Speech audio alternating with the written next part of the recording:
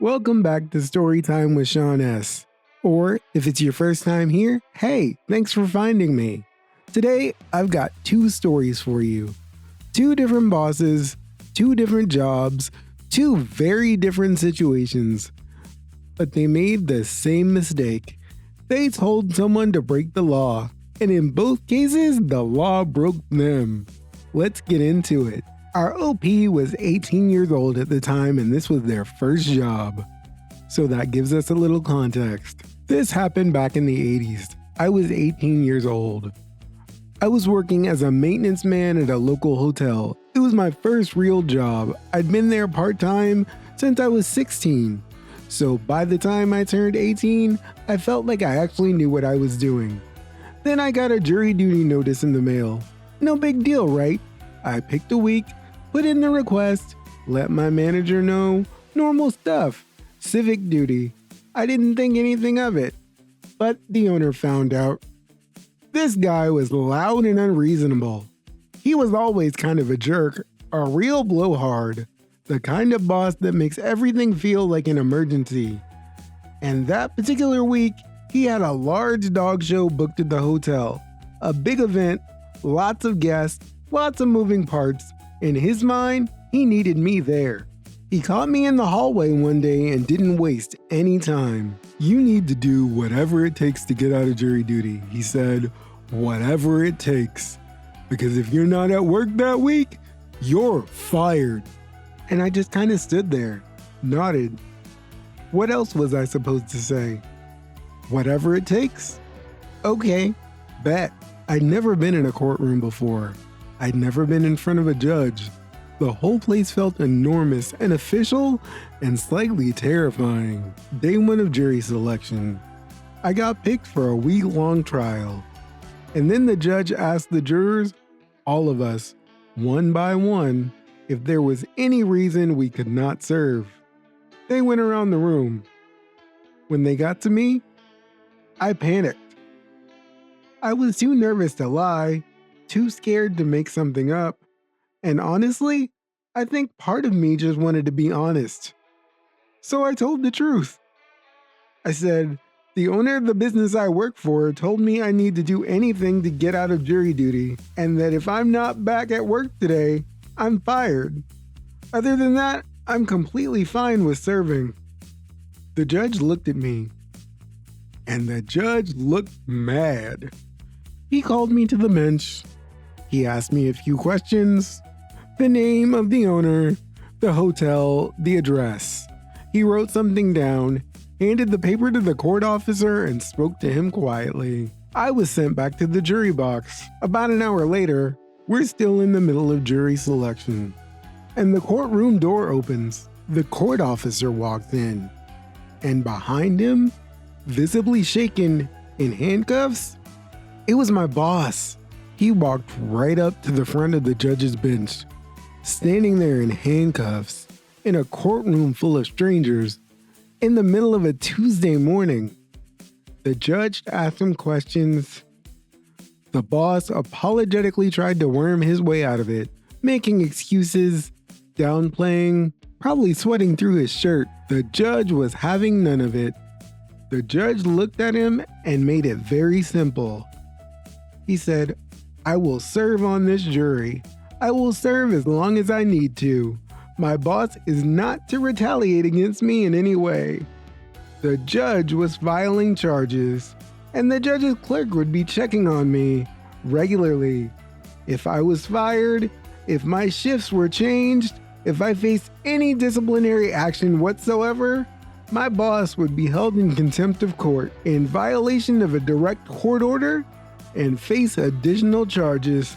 My boss was escorted out, still shaking like a leaf.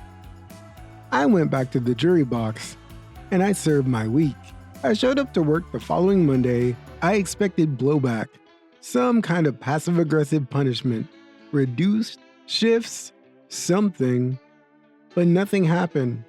Nothing at all. I even got paid for my jury days, never asked why, and nobody offered an explanation. The judge's clerk called a few more times to check in. I was given the direct number to the judge's office just in case. For the rest of my time at that hotel, I was essentially untouchable. I worked there until I saved enough to go back to school, and I left on my own terms. All because I walked into a courtroom at 18 years old and told the truth. My boss told me to do whatever it takes. I think the judge had a different idea what that meant. Case closed, justice served. I love it when the little guy gets one over on the tyrant boss. Are we ready for story 2? Now this one, it happened in a different decade, at a different workplace, with a different kind of boss. I want you to notice something as you listen, because this one has the same shape as the last story.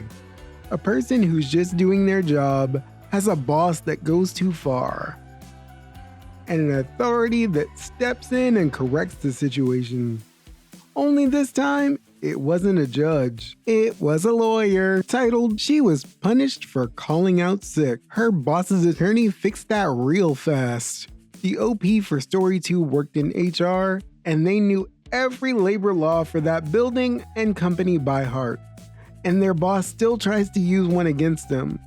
So what happened next cost him a lot of money. I had a job that I genuinely loved. Good pay, a window office with an actual view, a supervisor who made the work feel worth showing up for. I kept my head down and got my work done. And I was happy. I should mention that I was HR and PR. I knew our policies inside and out. I helped write some of them. 9 months in, I caught the flu. The first sick day I'd taken in nearly a year. I called out, simple as that, and then I got the write-up. The man running the company, I'll call him Mr. President, because that's basically how he carried himself, informed me that my position was essential and I was not permitted to call out sick. Our PTO policy was 24 hours of sick time per year, the legal minimum required by state law. So the policy existed, but apparently just for everyone else. I responded to the write-up with a brief summary of employee attendance records, which showed I was in the 98th percentile for showing up. They asked me to erase my response from the records. I work in HR. They asked me to alter records. I want you to keep that in mind. 3 months later, I was hospitalized with pneumonia. I missed 1 day of work. Then I came back. Upon my return, Mr. President sent me home. He needed a doctor's note confirming and clearing my absence before I could work. Fine. I paid a $75 copay. I got the note. I brought the note. Then he refused to accept it. He sent me home again. He said he needed a different note, one specifically authorizing my return to work. A second note, a second doctor's appointment, another $75. I didn't get a second note. I wasn't going to spend another $75 for a document I didn't owe anyone. That was the compliance. That was all of it. I just didn't spend the money.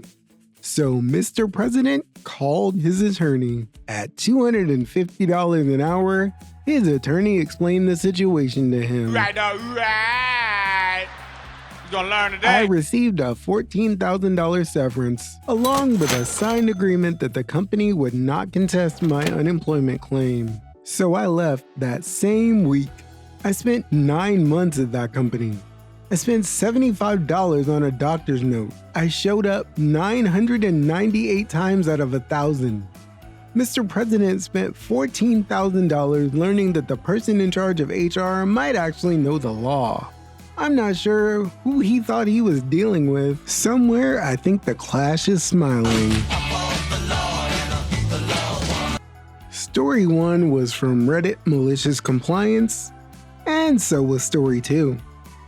Generally, in sports, I'm almost always for the underdog, and I love superheroes, so hearing about these crazy rude bosses getting exactly what they deserve, it makes my day.